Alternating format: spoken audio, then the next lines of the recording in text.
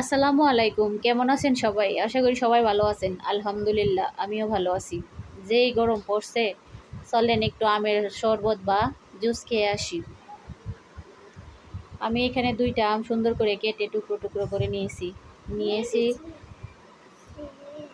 মিষ্টি দই, চিনি, ছোট ছোট টুকরা করে আম নিয়েছি, আর নিয়েছি 1 গ্লাস দুধ। সব কিছু দিয়ে এখন ব্লেন্ড করার পালা। জগের মধ্যে প্রথমে আমগুলা দিয়ে দিলাম মিষ্টি দই,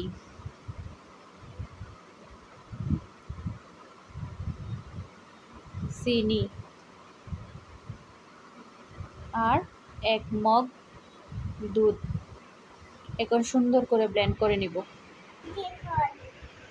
এই যে আমার দুষ্ট বুড়া চলে আসছে সাহায্য করার জন্য।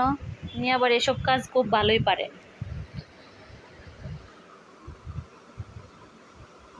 আমার শরবতটা সুন্দর করে ব্লেন্ড করা হয়ে গেছে।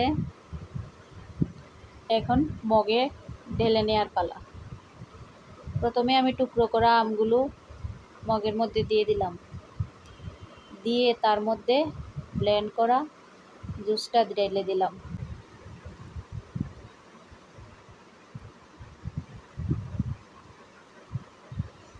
আমার জুস বানানো হয়ে গেল।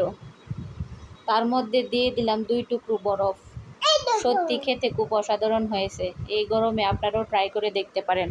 সবাই ভালো থাকবেন, সুস্থ থাকবেন, নিজের খেয়াল রাখবেন। আল্লাহ হাফেজ।